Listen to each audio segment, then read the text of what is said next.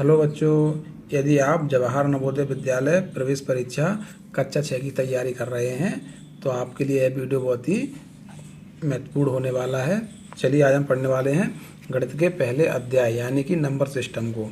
हम क्रम बाय क्रम सभी अध्याय को पढ़ेंगे और पूरे सिलेबस को हल करेंगे। चलिए, अभी हमारे पास बहुत टाइम है, इसलिए आप सभी लोगों को सभी प्रश्नों को हल करना आवश्यक है। पिछली बार भी जिन बच्चों ने पेपर दिया है उनके लिए गणित ही सबसे कठिन विषय रहा है और उनका एडमिशन नहीं हुआ है जिन्होंने गणित को सही से नहीं पढ़ा था। इसलिए आप सभी से मेरा कहना है कि आप अच्छे से गणित को पढ़िए तो आपका अवश्य ही सिलेक्शन हो जाएगा। चलिए हम प्रश्न को हल करते हैं। सबसे पहले यदि मेरे चैनल पर आप नए हैं तो नीचे दिए गए सब्सक्राइब बटन को दबाएं। चलिए हम प्रश्नों को हल करते हैं। देखिए यहाँ पर दिया हुआ है बड़ी से बड़ी तथा छोटी से छोटी 5 अंकों की संख्याएं जो अंक 0, 3, 6, 7 और 9 से बनती हैं जब कोई अंक दोबारा नहीं आए का अंतर है। यानी कि हमें इन 5 अक्षरों से सबसे बड़ी संख्या बनानी है और फिर इन्हीं अक्षरों से सबसे छोटी संख्या बनानी है। उसके बाद यहाँ पर क्या है, अंतर है, यानी कि दोनों संख्याओं का क्या पूछा है, अंतर पूछा, यानी घटाना पूछा। बहुत ही आसान प्रश्न है, आप सभी को आता होगा। चलिए मैं आपको हल करके बताता हूँ। तो सबसे पहले हम क्या करेंगे, बड़ी से बड़ी संख्या बनाएंगे इन 5 अंकों से। तो बड़ी से बड़ी संख्या कैसे बनाते हैं, देखिए मैं बताता हूँ आपको। बड़ी संख्या किस प्रकार से बनाते हैं, सबसे पहले हम बड़ा अंक लेंगे, उसके बाद छोटा और उसके बाद छोटा अंक लेंगे। तो देखिए यहाँ सबसे पहले हम देखें सबसे बड़ा अंक कौन सा है, 9 का अंक सबसे बड़ा है। तो सबसे पहले हम क्या लेंगे, 9 का अंक लेंगे। उसके बाद सबसे छोटा, फिर उसके बाद छोटा, फिर उसके बाद, तो देखिए सबसे छोटा फिर क्या है 7, फिर उसके बाद 6 और उसके बाद 3 और उसके बाद 0। हमें प्रश्न में क्या बोला है, कोई भी अंक दोबारा नहीं आना चाहिए। तो देखिए हम देखेंगे यहाँ पर कोई भी अंक 2 बार नहीं आया है। इसी प्रकार से हम क्या करेंगे, सबसे छोटी संख्या बनाएंगे। क्या बनाएंगे, सबसे छोटी संख्या। तो छोटी संख्या हम कैसे बनाते हैं, पहले सबसे छोटा अक्षर, फिर उसके बाद बड़ा, उसके बाद उससे बड़ा, उससे बड़ा, इस प्रकार से बनाते हैं। यानी सबसे पहले छोटा अंक आना चाहिए। हम देखेंगे इसमें सबसे छोटा कौन है, 0। तो ध्यान रखिए 0 से कोई भी संख्या या कोई भी संख्या प्रारंभ नहीं होती है। क्या नहीं होती है, 0 से कोई भी संख्या नहीं बनती है। तो देखिए हम 0 नहीं लेंगे, फिर क्या लेंगे, उससे छोटा कौन से लेंगे, फिर 3 का अंक लेंगे। क्यों लेंगे, क्योंकि इससे बड़ा कौन है, 3 है, और सबसे इनमें छोटा कौन है, 3। तो हम क्या करेंगे, सबसे छोटी संख्या बनाने के लिए 3 लेंगे, क्योंकि 0 से कोई भी संख्या प्रारंभ नहीं होती है। अब हमें क्या करना है, इससे बड़ा अंक लेना है, लेकिन हमारे पास क्या है, 0 भी है। तो हम दूसरे नंबर पर क्या लेंगे, हमेशा ध्यान रखिए जब भी कोई संख्या इस प्रकार से बनाए और उसमें 0 आ रहा है तो छोटी संख्या बनाने के लिए हम क्या करेंगे, 0 को दूसरे नंबर पर रखेंगे, लेफ्ट साइड से दूसरे नंबर पर। कौन सी साइड से, बाईं तरफ से दूसरे नंबर पर रखेंगे 0 को, और बाकी सभी अंकों को क्रम से उतारेंगे। देखिए जब इससे बड़ा कौन सा होगा, 6, फिर इससे बड़ा कौन सा होगा, 7, और इससे बड़ा क्या होगा, 9 होगा। देखिए हमारी सबसे छोटी संख्या बन चुकी है, कोई भी अंक दोबारा नहीं आया है। अब हमें क्या करना है, का अंतर है, यानी कि हमें इन सभी का क्या करना है, सब्ट्रैक्शन, घटाना करना है। तो आप सभी लोगों को घटाना आता होगा, मैं आपको कम करके बता रहा हूँ।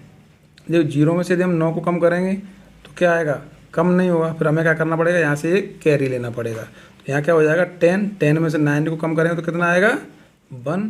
यहाँ पर 2 बचेगा, 2 में से 7 कम नहीं होगा, तो फिर से हम यहाँ पर कैरी लेंगे। तो यहाँ पर क्या हो जाएगा, 12 यानी 12 में से यदि हम 7 को कम करेंगे तो क्या आएगा, 5। अब यहाँ पर क्या बचेगा, 5 में से 6 को कम नहीं कर सकते, तो हम यहाँ से फिर से कैरी लेंगे तो कितना हो जाएगा, 15 यानी 15 में से यदि हम 6 को कम करें तो क्या हो जाएगा, 9, और यहाँ पर क्या बचेंगे, 6, क्योंकि हमने यहाँ से कैरी ले चुके हैं। तो 6 में से 0 को कम करेंगे तो क्या होगा, 6, और 9 में से 3 को कम करेंगे तो क्या आएगा, 6। देखिए हमारा आंसर आ चुका है। देखते हैं ऑप्शन में कहाँ पर दिया हुआ है, यहाँ पर दिया हुआ है, यानी इस प्रश्न का सही आंसर क्या होगा, ऑप्शन क्रमांक 3 इसका सही आंसर होगा। अब आपको समझ में आ गया होगा कि बड़ी संख्या कैसे बनाना है, छोटी संख्या कैसे बनाना है, और उनका घटाना यानी अंतर किस प्रकार से निकालना है। मेरी बात यदि समझ में आई है तो लाइक कर दीजिए। चलिए हम एक अगले प्रश्न को और देखते हैं। देखिए प्रश्न में दिया है संख्या 5, 8, 4, 3, 5, 6 में अंक के स्थानीय मान मूल्यों का योग 5 क्या है। ये क्या है, ऑप्शन गलत लिखा हुआ है। हमें इसको किस प्रकार से पढ़ना है, संख्या 5, 8, 4, 3, 5, 6 में 5 के अंक के स्थानीय मूल्यों का योग पूछा है। यानी कि जो हमारा अंक है, 5 का अंक है, इसके जो स्थानीय मान है उनका हमें क्या निकालना है, योग निकालना है। क्या निकालना है, योग निकालना है। तो देखिए सबसे पहले हमें ऐसे प्रश्नों को हल करने के लिए हमें क्या करना है, सबसे पहले हमें स्थानीय मान निकालना आना चाहिए। सबसे पहले हम क्या निकालेंगे, स्थानीय मान निकालना सीखेंगे। बहुत ही आसान है, मैं आपको बता रहा हूँ किस प्रकार से निकालना है। चलिए हम सबसे पहले संख्या लिखते हैं 5 8 4 3 5 6। अब देखिए सबसे पहले हम देखेंगे इस वाले 5 का हम क्या निकालेंगे, स्थानीय मान निकालेंगे। तो सबसे पहले स्थानीय मान को सीख लीजिए, फिर हम देखेंगे अंकीय मान के बारे में। तो स्थानीय मान किसे कहते हैं, जिस स्थान पर है वही उसका क्या होता है, स्थानीय मान। तो देखिए कौन से स्थान पर है, तो हम यहाँ से देखेंगे इकाई, दहाई, सैकड़ा, हजार, 10,000, लाख। आप इसको याद कर लीजिए। तो ये क्या है, इकाई दहाई यानी 10वें स्थान पर है। कौन से स्थान पर है, 10वें स्थान पर। तो इसका इकाई अंक का स्थानीय मान क्या होगा, इस प्रकार से निकालें 5 गुणा 10, या फिर हम इसको इस प्रकार से भी लिख सकते हैं सीधे। इसको हम 5 लिखेंगे और जितने पीछे अंक हैं उतने 0 लिख देंगे, यानी 5 का 10 से मल्टीप्लाई करेंगे तो क्या आएगा 50, और इस प्रकार से भी लिख सकते हैं। तो देखिए 5 का स्थानीय मान निकल के आ चुका है, क्या आ चुका है 50। इसी प्रकार से यदि हम इसका स्थानीय मान निकालें तो क्या करेंगे, 5 लिखेंगे और जितने अंक हैं उतने 0 लिख देंगे। तो 1 2 3 4 5 अंक हैं, कितने हैं 5। तो हम क्या करेंगे 5 0 लिख देंगे। देखिए हमारा स्थानीय मान निकल के आ गया है। दोनों पाँचों का क्या निकल के आ गया, स्थानीय मान। अब हमें क्या निकालना है, दोनों का योग निकालना है, यानी कि क्या निकालना है, जोड़। तो हम दोनों को ऐड कर देते हैं। चलिए हम इनको ऐड कर दें। दोनों को ऐड करेंगे तो क्या आएगा, इसमें हम 50 को ऐड कर देते हैं। यदि हम इसको 50 को ऐड करेंगे तो क्या आएगा, देखिए ये हमारा ऐड करके निकल के आ गया। क्या निकल के आया, इसको हम पढ़ लेते हैं। इकाई, दहाई, सैकड़ा, हजार, 10,000, लाख, यानी 5,50,000। क्या निकल के आ गया, 5,50,000। और यही क्या है हमारा आंसर। देख कहाँ पर दिया हुआ है, ऑप्शन क्रमांक 4 में हमें दिया हुआ है। चलिए अब आपको समझ में आ गया होगा प्रश्न कि किस प्रकार से स्थानीय मान निकालना है। और अब हम देखेंगे अंकीय मान के बारे में, या फेस वैल्यू। तो ध्यान रखिए सभी अंकों की फेस वैल्यू क्या होती है, जो उसका नाम है उसकी वही फेस वैल्यू होती है। जैसे हमारे पास क्या है 6, तो 6 का फेस वैल्यू क्या होगा 6, यानी अंकीय मान क्या होगा 6 होगा। इसी प्रकार से 7 का अंकीय मान है फेस वैल्यू क्या होगा 7, यानी कि जो अंक होता है वही उसकी क्या होती है, फेस वैल्यू या अंकीय मान होता है। तो अंकीय मान या फेस वैल्यू निकालने की हमें आवश्यकता नहीं है, हमें क्या है सिर्फ स्थानीय मान निकालने की आवश्यकता है।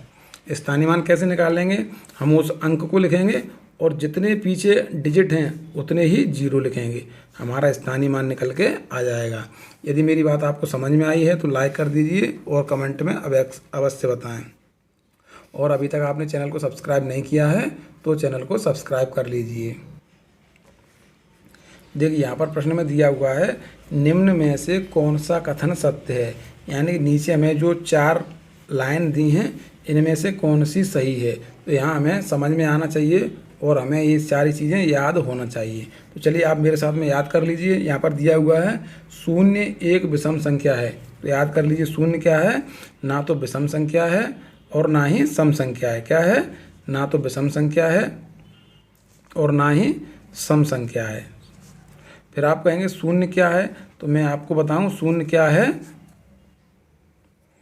0 एक पूर्ण संख्या है। क्या है, इसे हम इंग्लिश में क्या कहते हैं, होल नंबर कहते हैं। क्या कहते हैं इंग्लिश में, होल नंबर। तो आप याद कर लीजिए 0 क्या है, पूर्ण संख्या है, होल नंबर जिसे बोलते हैं। तो ना तो एक विषम संख्या है और ना ही सम संख्या है। तो ये वाला ऑप्शन क्या होगा, गलत होगा, यानी ये ऑप्शन क्या है, सत्य नहीं है। अब हम दूसरे को देखेंगे 0 एक सम संख्या है, तो मैंने आपको बताया ना ही सम है ना ही विषम है, तो ये वाला ऑप्शन भी क्या होगा, गलत होगा। अब हम देखेंगे 0 एक अभाज्य संख्या है, तो 0 क्या है, एक अभाज्य संख्या भी नहीं है। अभाज्य संख्या किसे कहते हैं, जिसमें किसी का भी भाग नहीं जाए। तो हम देखेंगे यहाँ 5 में किसी का भाग जा रहा है, नहीं जा रहा है, ना तो 2 का जा रहा है, ना किसी भी संख्या का भाग नहीं जा रहा है। इसमें क्या नहीं जा रहा है, किसी भी संख्या का भाग नहीं जा रहा है। जिस संख्या में किसी का भाग नहीं जाता है उसे क्या बोलते हैं, अभाज्य संख्या या प्राइम नंबर बोलते हैं। आप याद कर लीजिए, इन चीज़ों को बहुत ही आवश्यक है। चलिए हम अगले प्रश्न को ऑप्शन को देखते हैं। तो ये वाला ऑप्शन भी क्या हो जाएगा, गलत हो जाएगा, क्योंकि 0 एक अभाज्य संख्या नहीं है। क्या है, 0 एक अभाज्य संख्या नहीं है, तो ये वाला ऑप्शन गलत हो जाएगा। अब हम देखेंगे 0 ना तो विषम है और ना ही सम है। हमने यहाँ शुरुआत में पढ़ा था 0 क्या है, ना तो सम है और ना ही विषम है, तो ये वाला ऑप्शन क्या है, सही है। 0 ना तो सम है और ना ही विषम है। तो इस प्रश्न का सही आंसर क्या होगा? ऑप्शन क्रमांक 4 इसका सही आंसर होगा। चलिए हम अगले वीडियो में मिलते हैं। यदि मेरी बात समझ में आई हो तो कमेंट बॉक्स में ज़रूर बताएं। धन्यवाद बच्चों।